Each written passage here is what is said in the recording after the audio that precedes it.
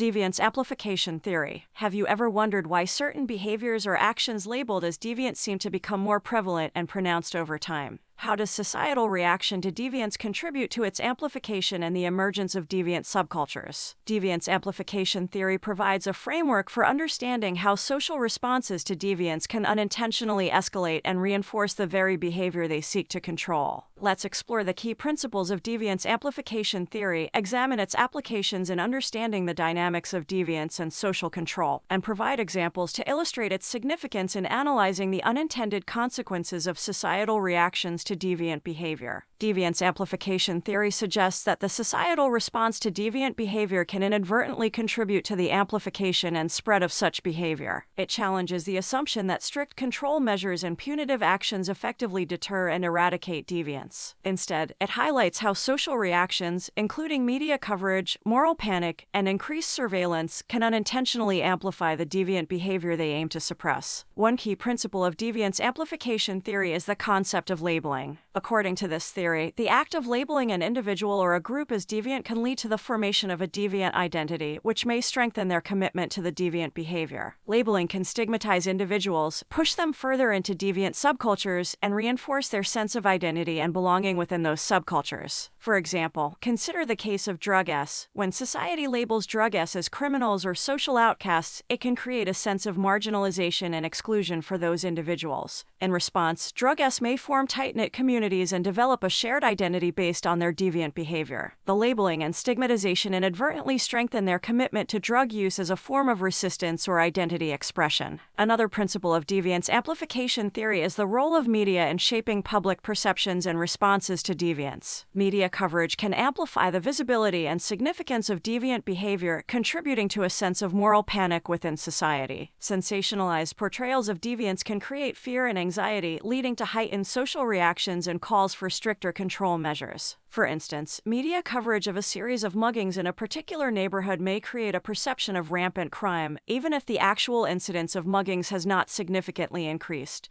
This heightened perception can result in increased surveillance, neighborhood vigilance groups, and a general climate of fear and suspicion, further exacerbating social tensions and potentially leading to more incidents of deviant behavior. Deviance amplification theory also highlights the role of social control measures in unintentionally escalating deviance. Strict punitive measures, such as harsh sentencing or zero-tolerance policies, can have unintended consequences. These measures may lead to overcrowded prisons, increased criminalization of certain behaviors, and the formation of deviant subcultures within correctional institutions. This, in turn, perpetuates a cycle of deviance, as individuals who have been labeled as deviant may face limited opportunities for rehabilitation and reintegration into society. For example, research has shown that zero-tolerance policies in schools intended to deter deviant behavior can result in higher suspension and expulsion rates among marginalized students, particularly students of color. The removal of these students from the educational setting can contribute to their disengagement from school, increased association with deviant peer groups, and higher chances of involvement in further deviant behavior. Deviance amplification theory has important implications for understanding the unintended consequences of societal reactions to deviance. It calls for a more nuanced approach to deviant behavior, one that considers the underlying social factors and addresses the root causes rather than simply focusing on punitive measures. By understanding the dynamics of deviance amplification, interventions can be designed to address the structural inequalities and social factors that contribute to deviant behavior, ultimately working towards prevention and rehabilitation. In conclusion, deviance amplification theory provides a valuable framework for understanding how societal reactions to deviant behavior can unintentionally contribute to the amplification and spread of such behavior. By recognizing the role of labeling, media, and social control measures in the dynamics of deviance amplification, we can develop more informed and effective strategies for addressing deviance and promoting social harmony.